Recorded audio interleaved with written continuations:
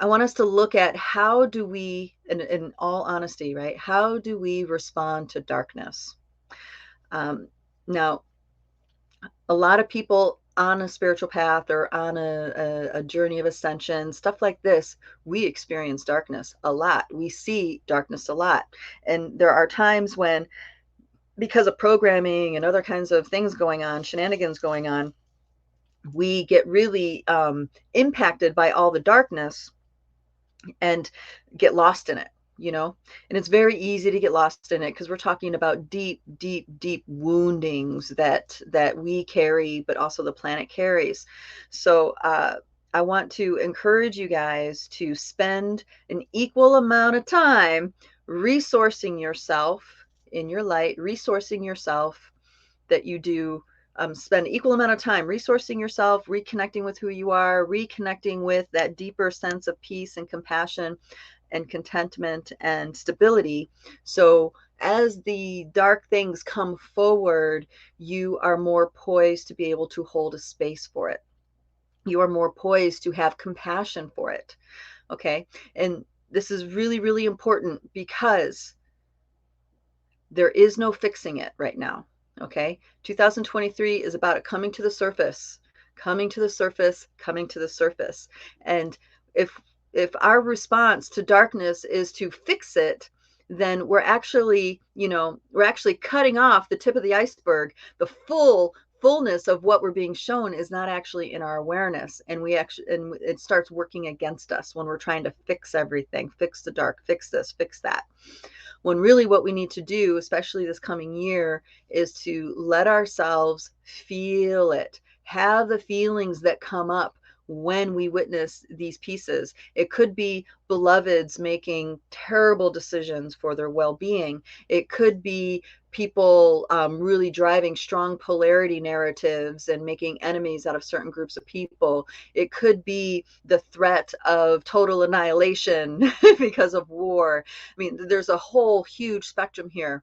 And that's because all these cycles are coming to close at one time in one window, which means we are quite literally unearthing thousands, tens of thousands, hundreds of thousands of years of programming, of deep inception of our consciousness, the crucifixion of our own consciousness as star beings in a biosuit.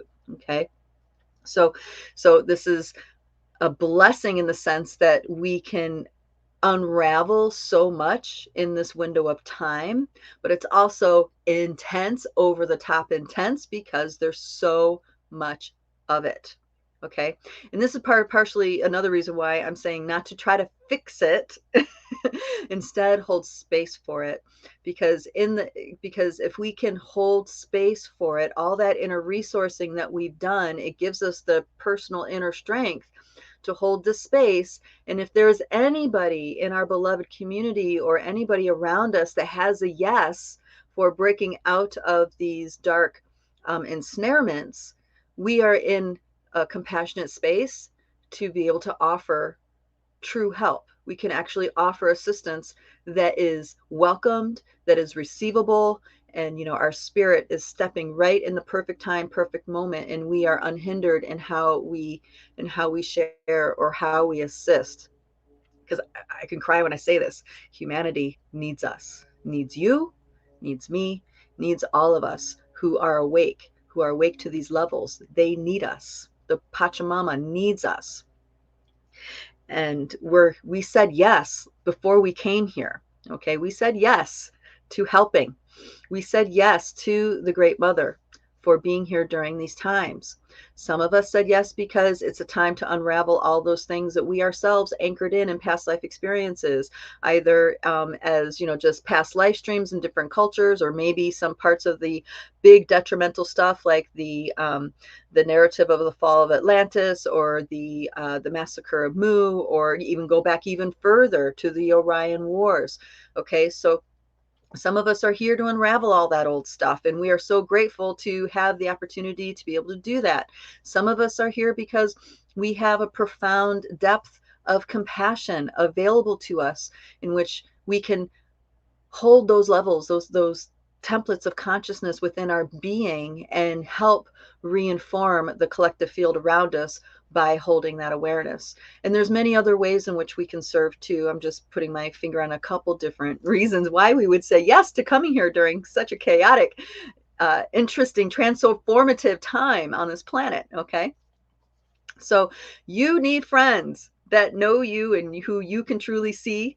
And I'm encouraging you guys to do this. And if it's, through social media, fine. That's great. If it's, I know the people in Light Body have, they're really building a strong community too. And that, having someone you can call to lean on when things are really going awry is, part of us maintaining ourselves, reality management as we walk through these times. Because this is, 2020, 2021, 2022.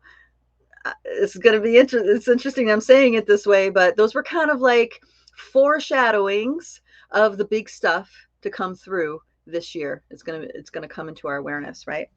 And I'm not saying this to scare you guys. I'm saying this so you realize that you've been preparing most of your life for this. Those of you who've been on this transformative path for, ever since you were a kid or whatever, decades and decades for some of you guys, it's for a reason. And this is part of it right here, right now. You are prepared, and you are prepared because you have a more deeper awareness.